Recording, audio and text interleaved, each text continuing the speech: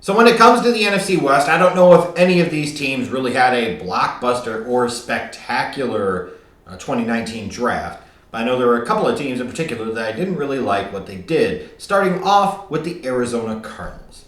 Now look, I am not here to pass full and complete judgment on Kyler Murray at this point in time, because I will say this in defense of the Arizona Cardinals. If Kyler Murray and Josh Rosen are in the same draft, I'm taking Kyler Murray 100 out of 100 times. Even with some of the concerns I have about Kyler Murray and will there be a lingering desire to want to play baseball at some point in time if the NFL doesn't go well for him early on. Will he pick up his ball, put it in the bag, and take out his glove and go play another sport? And there's just some things that kind of rub me the wrong way about him a little bit in the way he kind of conducts and carries himself. But I had some of those similar concerns with Josh Rosen, and Josh Rosen didn't have nearly the athletic upside and all-around abilities of a Kyler Murray. So I can get it, like in a vacuum, comparing quarterbacks. Which quarterback would I rather tie myself to for a long time in the NFL? Kyler Murray or Josh Rosen? It is Kyler Murray, no question. But when I look at this draft for the Arizona Cardinals, while yes, you brought in a much more mobile quarterback than Kyler Murray, you still need an offensive line to protect him. The offensive line did Josh Rosen no favors in 2018, and certainly looks like the Cardinals' offensive line is not going to do any favors for Kyler Murray in 2019. And the fact that they waited until round number 6 to address the offensive line, when that was clearly a big issue for the team last year, is questionable to say the very least for me. And especially when you look at the way this draft played out, and when you look at the big picture of Josh Rosen, here's ultimately, truly, what the Cardinals did. They gave up the 15th overall pick and a third-round pick in 2018 to get up and get Josh Rosen at number 10, to then a year later trade him away for the number 62 overall pick. So in 1 year, they took a guy that they invested 10th overall pick investment into to get a late second-round wide receiver in Andy Isabella. A speedy guy, but a body catcher through and through. That makes absolutely no sense on God's green earth. You could call that trying to make the best out of a bad situation. That's just a fuck-up. Plain and simple.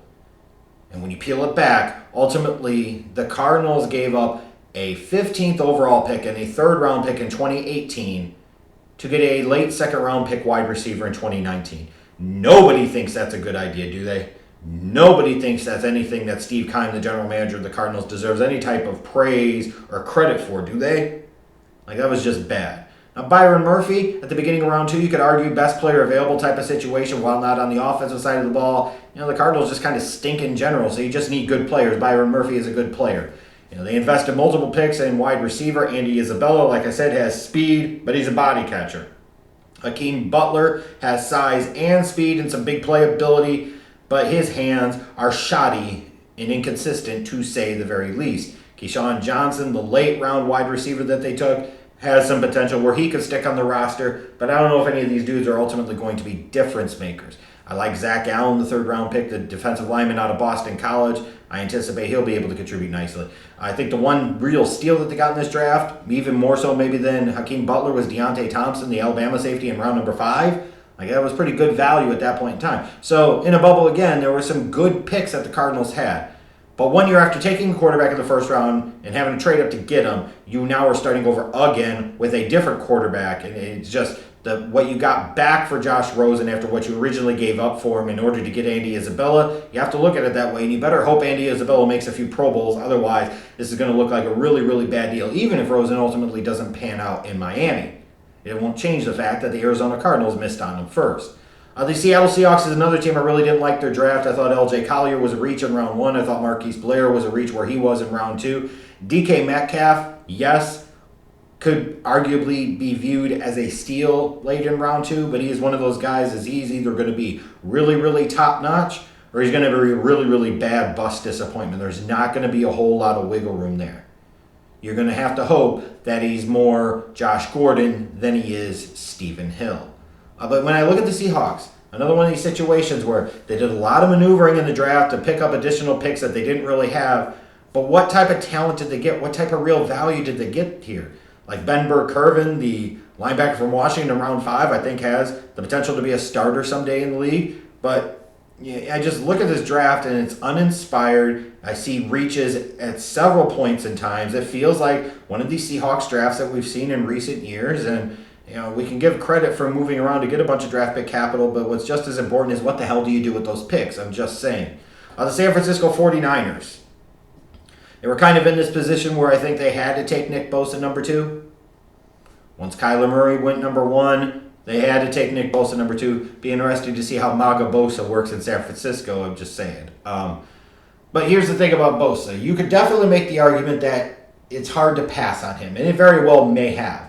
But this is also the 4th defensive lineman that the 49ers have invested a first-round pick in the past 5 years. You got Eric Armstead, 2015, DeForest Buckner, 2016, Solomon Thomas, 2017. That's 3 straight years of a defensive lineman in the first round. And even though you went in 2018 on the offensive side of the ball with Mike McGlinchey, now you're back in 2019 and you're taking Nick Bosa. I understand the higher level talent in this draft was much more skewed to the defensive side of the ball, but there is also an element of the 49ers need to be better on offense, especially if you want to see what you can actually truly get out of Jimmy Garoppolo. How much better is Nick Bosa really going to make Jimmy Garoppolo in the 49ers offense? And if Nick Bosa isn't a consistent double-digit sack, Pro Bowl, borderline all-pro type of guy, then this pick was a waste of time. It absolutely was. Him being a solid player just isn't good enough. And you could argue, based off of the circumstances, the number of picks that they have invested here, if this 49ers defensive line isn't quickly the best defensive line in football, then you really got to wonder and question what John Lynch has done as general manager, even if all of those picks weren't necessarily his. The fact is that that's a lot of draft capital invested into one group, one area of your defense with not a lot of return. I mean, I'm just saying, would you have been better off reaching a little bit for an offensive player? I don't know. But it's kind of one of those things where they were kind of stuck by situation and talent that they kind of had to take Nick Bosa. And is he a changer of that defense? Maybe. But he's got to at least be as good as his brother, or in the case of 49ers, he might have to be a little bit better to truly justify this pick. Now, the next 2 picks on day 2, they invested on the wide receiver position, Deebo Samuel and Jalen Hurd. Both of these guys I like. Both of these guys have upside.